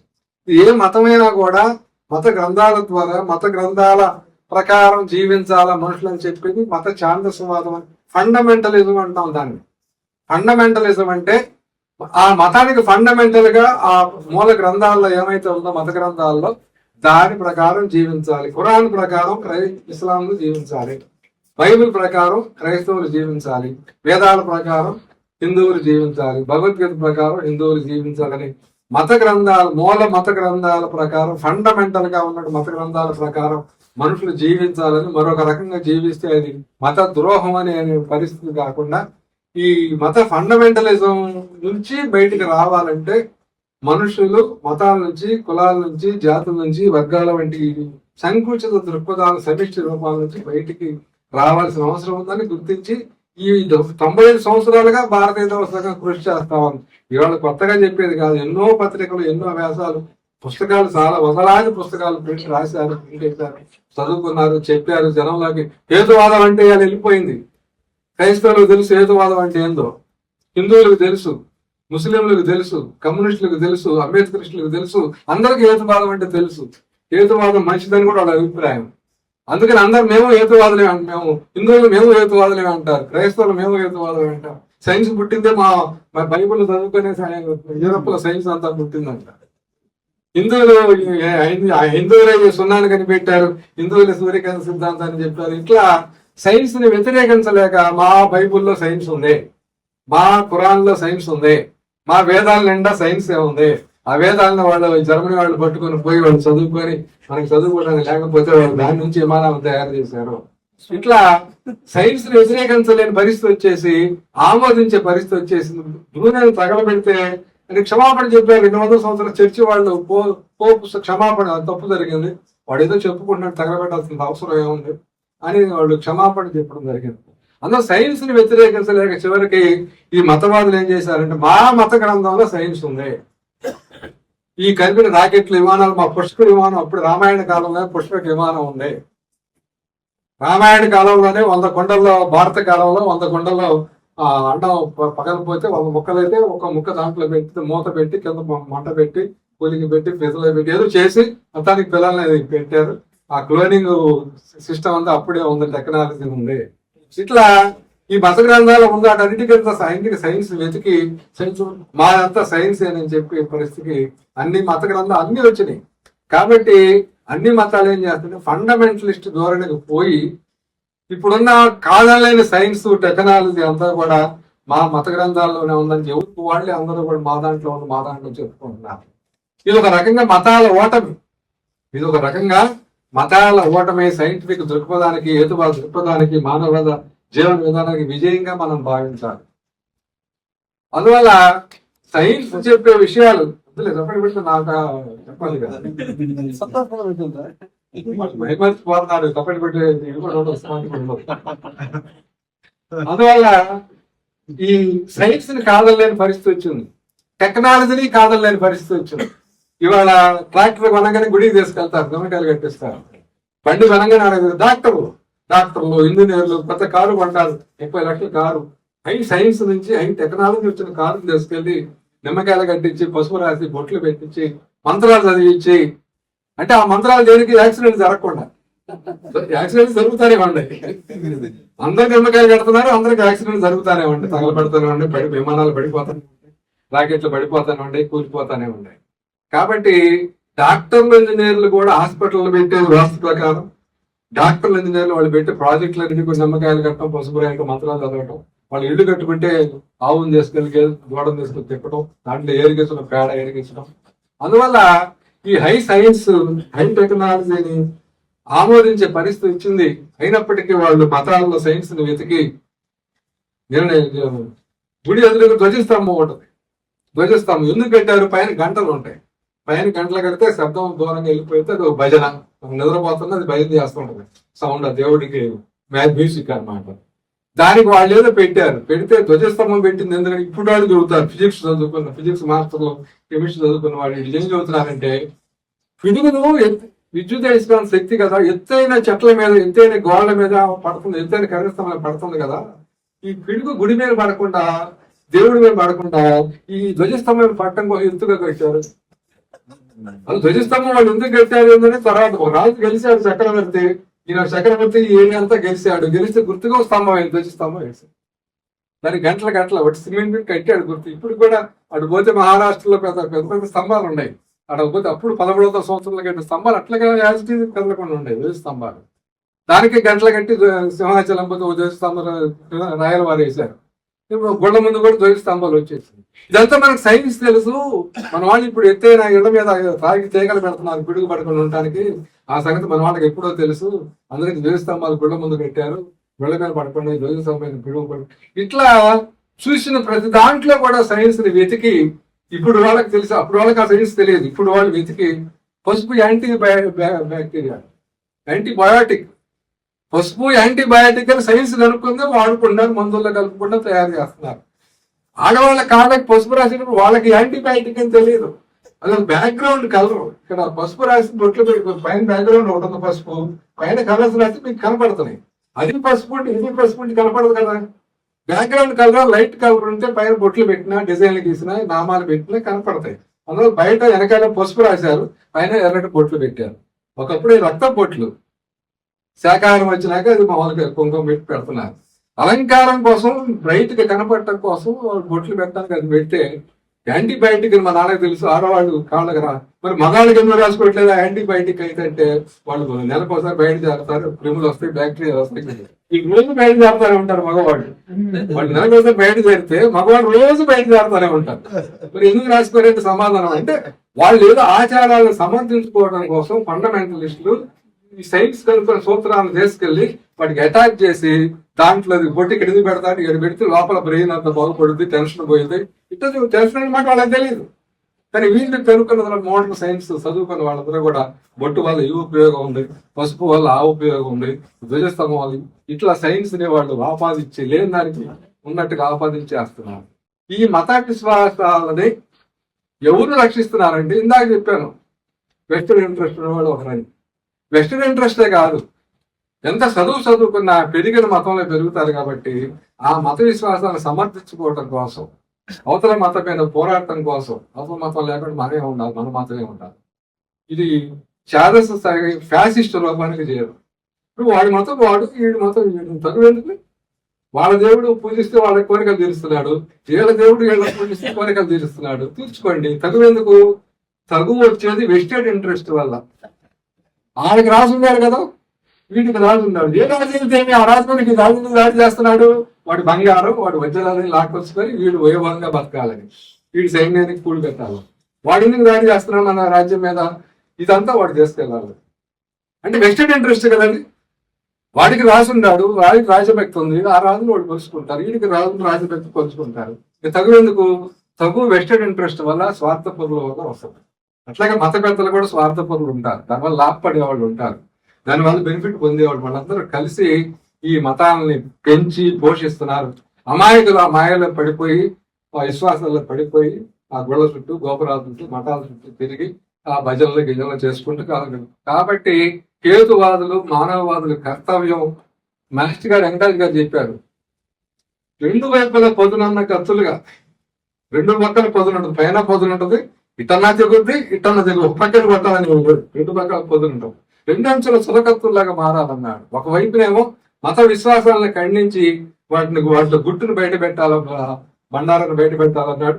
రెండో వైపున ఈ విశ్వం ఏమిటి, విశ్వతత్వం ఏమిటి, విశ్వ పరిణామం ఏంటి, మానవుడు ఎక్కడి నుంచి వచ్చాడు, మానవుడి యొక్క భవిష్యత్తు ఏమిటి, మానవుడి యొక్క నియమాలు ఏంటి, మనిషి ఎట్లా, మనిషి స్వేచ్ఛను ఎందుకు కోరుకున్నాడు, నైతికంగా ఎందుకు జీవించాలి, అందరూ దొంగతనం చేయొచ్చుగా, అందరూ మంగళం అయితే ఏమవుద్ది, అందరూ హంతకులు అయితే ఏమవుద్ది, అందరూ రేపిస్టులు అయితే ఏమవుతుంది, సమాజం నశించిపోయింది. కాబట్టి నైతికత పెంచుకునేది ఎట్లా నైతిక సమాజం నిర్మించుకోవాలి, ఎట్లా స్వేచ్ఛ సమాజాన్ని నిర్మించుకోవాలి, ఎట్లా సామాజిక సమతలను సాధించాలనేటువంటి రెండో వైపున రెండు అంచుల కత్తుల్లా సురకత్తుల్లాగా మారాలని వెంకటాద్రి 1990లో ఢిల్లీ ఉపన్యాసంలో చెప్పడం జరిగింది. కాబట్టి హేతువాదుల కర్తవ్యం, మొదటి కర్తవ్యం ఈ విశ్వాసాలను ఖండించి శాస్త్రీయ దృక్పథం వైపు, వైజ్ఞానిక దృక్పథం వైపు మరల్చడం, రెండో వైపున ఈ విశ్వాన్ని గురించి భౌతిక వాస్తవికవాద పద్ధతిలో వివరించి విశ్లేషించి చెప్పడం, ఈ విధంగా చేయాల్సిన అవసరం ఉందని భావిస్తూ మరి ఇదే అంశం మీద religious beliefs and freedom of expression మీద మాట్లాడవలసిందిగా ఉస్మాన్ సార్ని ఆహ్వానిస్తాను. ప్లీజ్. അവിടെ ഒരു മിനിറ്റ് ഇരുന്നാണോ സംസാരിക്കണേ? സെക്കൻഡ്. यहाँ मुझे ये 1950 राष्ट्रीय एसोसिएशन में आने का हुआ, बहुत खुशी हुई है। मुझे इतना फिजिकली एबिलिटी नहीं है, फिर भी इतना अपना श्रीनी भट्टानंद फंड पे बात किया, इधर कोई छोटा स्पीच करना बनता है, बल्कि मैं बोला मैं इतना कुछ काबिल नहीं हूँ, जो भी हम कोशिश करें जाकर के ये आपका सामने बात कर रहा हूँ। मुझे इतना कुछ इधर बात करने का जानता भी नहीं है। इधर कुछ अपना नारायण जी एंड नबी जी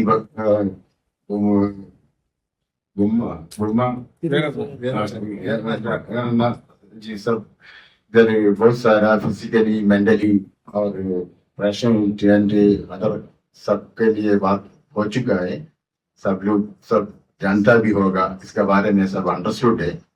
मुझे इतना बात करने का है कि इधर एक बड़ा मुझे प्रयास कर रहा है दूसरा कोई स्टेट से, मतलब महाराष्ट्र, यूपी, बंगाल वगैरह जगह से तो आदमी नहीं है, क्योंकि ऑल इंडिया रशियन एसोसिएशन का ये सम्मेलन था इधर भी। मेरे ख्याल से आंध्रा और तेलंगाना और केरला का आदमी ज्यादा दिखता है यहाँ, इसलिए महाराष्ट्र से भी थोड़ा से आदमी है।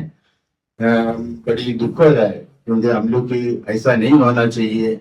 अगले साल में भी लाजम बहुत सारा आदमी को इधर जिधर भी प्रोग्राम रखता है उधर बुलाने का सब लोग कोशिश करना चाहिए, क्योंकि हम लोग इतना साल हुआ, 100 years का कुछ हो रहा है ना, इतना 31 में शुरू किया था ये इतना इम्प्रूवमेंट नहीं होना चाहिए। एक बड़ा ओपन स्टेडियम में बहुत सारा हजारों लाखों आदमी को ये करना होगा। देखो धर्म का कुछ यहाँ सम्मेलन हुआ तो कितना हजारों लाखों आदमी आता है।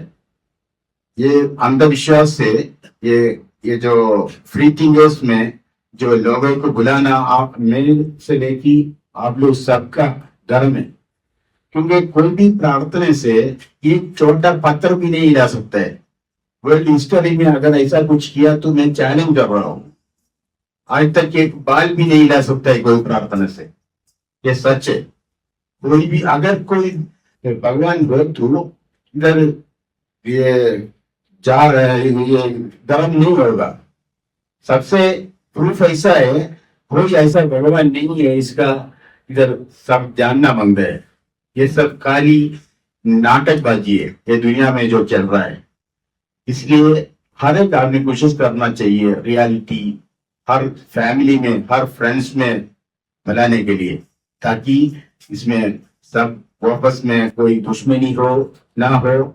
ऐसा कुछ देखो कंट्री और कंट्री से झगड़ा है, हर धर्म में ये युद्ध का भावना है जो अपना धर्म का किताब में लिखा हुआ है।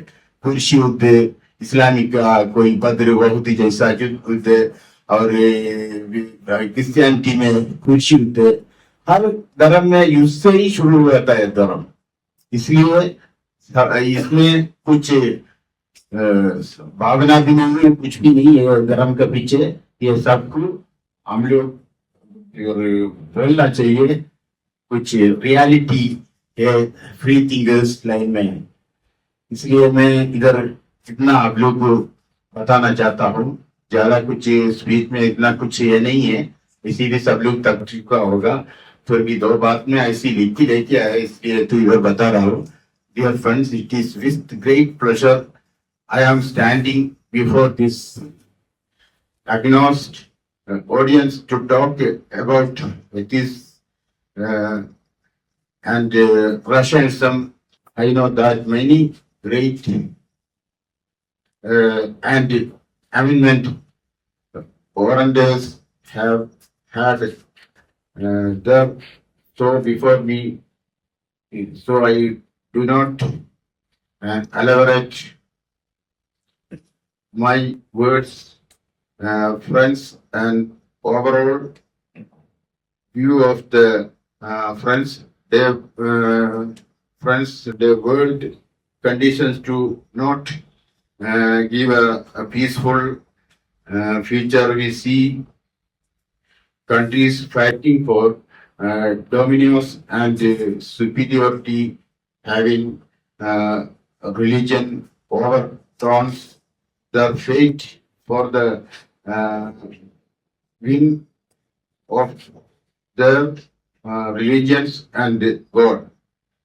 In this wars, my media's innocent peoples, including women and children, brutally murdered the forget the dignity and values forget the dignity and forget of heaven life, the humanity or heavenly diversity, divorced self distance is the rule of the day. बस तो clarity नहीं होगा पर अब क्षमा करेगा, इतना कुछ मुझे इस बारे में जानकारी नहीं है। The purpose human being made out, so what is the destroyed within not time. The main reason is religious bigotry and superstition, and lest we regarding out after strike and rationalist value and dignity of mankind. By humanistic value, our future appear to be very dim. What we have to produce is not weapons to kill people, but food for feeding the poor, starving children of the undeveloped countries. We can clearly see that the countries with his modern outlook flourishing well today. Thanks for all of the hearing my lectures. Thank you, thank you. So let us have a brief in English tomorrow whenever there is time. Today we have already crossed 4:45 to be ended, and I request గ్రంథాల విషయం లేదా? అది వస్తుంది కాలం ఇంకా into జరుగుతుంది ఇంకా కాలం నా కోసం రేపు. So I request K. Srinivasachari to give vote of thanks for this day so that we can end. ఎవరైనా మాట్లాడేవాళ్ళు తెలుగు వాళ్ళు కానీ మాట్లాడేవాళ్ళు ఇంకా ఇంకో బావుగంట టైం ఉంది మనకు అయింది. పొద్దున పరిచయం వాళ్ళకి ఇంకా పరిచయం వాళ్ళు ఉన్నారండి, పొద్దున పరిచయం టైం లేదు కొంతమందికి. రెండు ఇంకా ఎవరైనా ఉన్నారండి? ఇంకా పావు గంట మనకి రైట్ టైం ఉంది. 5:32. So we have all programs. AP Rationalist Association has to celebrate its Golden Jubilee in 2029. And Rationalist Association's centenary celebration in 1931. Hetuvadi Golden Jubilee in 32. In 33, Radical Nagalla, Kavirayasam Nagalla celebrates its 90 years. So in this way, we have 7 years targets, 7 years of targets. And these 7 years of targets have to be fulfilled by our teamwork. And I appeal to the young rationalists and humanists to come over into the organizations and take responsibilities after studying our literature. Without studying, understanding literature, no one can work as a responsible person for this rationalist humanist movement. So I appeal all the young men, the countrywide young men, to study our rationalist humanist literature. We have 10 volumes of English literature by Ravi Venkatadri and so many volumes by M.N. Rai, and we have been writing some English works also. And I request all the rationalists and humanists to study our literature, understand it, and come to take responsibilities in the Rationalist Association of India, AP Rationalist Association, Hema Publications, Hetuvadi, and Radical Humanism also. We have been crossing 60, 65, 70. We are going to cross. Youngsters have to come to this movement and they should run it. Venkatadri used to call us our young persons. He died away and we have become old persons. I am 68, to be 70 in 2 years. So I am searching for young people. Venkatadri asked me to search for young people to take responsibilities as these 5 organizations. So I appeal, I have already identified 10 youngsters already. They have to come to take responsibilities within 3 or 4 years before the Golden Jubilee of APRA, before the centenary Jubilee of RE, 7 years target. Every post will be filled by young persons, 25, 30. Our young person, 50 years, he is a young person. He is a young person. Because in this movement, all the rationalists have to study all the literature. Studying literature becomes very 50, 40. So every 50 years people are young people in our movement. 30 years, 40 years. Not Gen Z. Gen Z generation has to take employee. They have to take duties, software, actually. So 50 years, 40 years are young people in this movement. So I request all the youngsters from this rationalist humanist movement to come forward and take responsibilities after studying literature and understanding it, to act as representatives of this rationalist humanist movement. Our movement needs study. Our movement needs teaching, speaking, writing. Very simple things. Speaking is a simple thing. Writing is a simple thing. Arranging meals is a simple thing. We don't fight street fight. We don't have the habit of street fighting. We don't have the habit of Rasta Rokos. We don't have the habit of dharnas. We don't want power. We don't want votes also. We need not votes of the people. We educate them so that they can live their own lives with their own decisions. And that we need not ask anything from them. So this is a voluntary movement, voluntary philosophical movement. So all the youngsters have to come forward and take responsibilities. I request Srinivasachari to give vote of thanks to this day and briefly explain tomorrow's act. Thank you sir. Sir కొద్దిగా హాస్యంగా చెప్పినా కూడా అది భారమైన అంశమే. కాబట్టి ప్రతి ఒక్కరూ ఈ ఉద్యమంలో రెస్పాన్సిబిలిటీ తీసుకోవడం అనేటువంటి చాలా ముఖ్యము. అది ఏ రకంగా వేరే కావచ్చు, డబ్బు పరంగా కావచ్చు, లేకపోతే శక్తి కావచ్చు, శ్రమ కావచ్చు, మానసిక శ్రమ కావచ్చు, లేదా రైటింగ్ కావచ్చు, ఇంతకుముందు మాట్లాడడం కావచ్చు, లేకపోతే ఆర్గనైజేషన్ చేయడం కావచ్చు. ఇదంతా మనకి హైదరాబాద్ లో ఇక్కడ ఎవరు లేకపోవడం చాలా కొద్దిగా ఇబ్బంది ఉంది. మనకు గుమ్మా వీరన్న గారు ఒక 30 కిలోమీటర్ల దూరంలో ఉంటాడు. వనస్థలిపురం మీద అంటే 3 గంటల టైం పడుతుంది ఇక్కడ నుంచి. ఇక్కడ నుంచి తూప్రానికి నేను తూప్రా నుంచి ఇక్కడ రావాలంటే 3 గంటల టైం పడుతుంది నాకు. ఇది ప్రాబ్లం ఉంది మాకు. హైదరాబాద్ లో చాలా మనకు మనుషులు లేవు యాక్చువల్గా. కాబట్టి మేము వచ్చి ఇక్కడ ప్రతిదీ చేయాలంటే కొద్దిగా ఇబ్బంది అవుతుంది. కాబట్టి హైదరాబాద్ పీపుల్ ఎవరైనా ఇక్కడ ఉన్న వాళ్ళు ఏ రకంగా వీలైతే ఆ రకంగా మనకు కొంత వెన్నుదన్నుగా ఉంటే మేము అన్ని చేయగలుగుతాం. మిగతా అన్ని మేము చేస్తాం. మేమంతా ముందుంటాం ఖచ్చితంగా. ముందు వెనక కూడా ఉంటాము, పూజ చేస్తాం, అన్ని చేయగలుగుతాం. కానీ ఇక్కడ మనకు ఒక పర్సన్ మనకు దొరకాలి యాక్చువల్గా. ఉన్నారు కానీ కొంత టైం ఇవ్వగలిగితే ఇంకా మంచిగా ఉంటుంది. ఇంకా రెండవది ఏంటి అంటే ఉద్యమ సాహిత్యం బోలెడు ఉంది. మనకు గుమ్మా వీరన్న గారు ప్రతి మీటింగ్ లో అదే విషయం చెప్తారు. ఉద్యమ సాహిత్యం ఉంది. వెంకటాద్రి గారు తన మేధస్సునంతా రంగరించి అసలు ఆ శాస్త్ర జ్ఞానాన్ని వడబోసి అనొచ్చు. ఆ రకంగా మనకు 200 గ్రంథాలు అక్కడ మనకు హిమా పబ్లికేషన్స్ ప్రింట్ చేయడం అనేటువంటి జరిగింది. అది మామూలు విషయం కాదు. నేను అందుకే ఏంటంటే అసలు ఒక రకంగా వెంకటాద్రి గారు తన జీవితంలో ఉన్నటువంటి ప్రతి క్షణాన్ని ఆయన సద్వినియోగం పరుచుకున్నారు. ప్రతి క్షణాన్ని సద్వినియోగం చేసుకున్నారు. అది గ్రేట్. కాబట్టి మనం కూడా వీలైనంత ఎక్కువగా మన పొటెన్షియల్ బయటకు తీయాల్సినటువంటి అవసరం ఉంది. పొటెన్షియల్ లేదని కాదు, కానీ తీయడానికి చాలా అడ్డంకులు ఆటంకాలు అవి వస్తున్న కారణంగా చాలా మంది కొద్దిగా ఆ ఉద్యమాలకు దూరంగా ఉంటున్నటువంటి విషయం తెలిసే.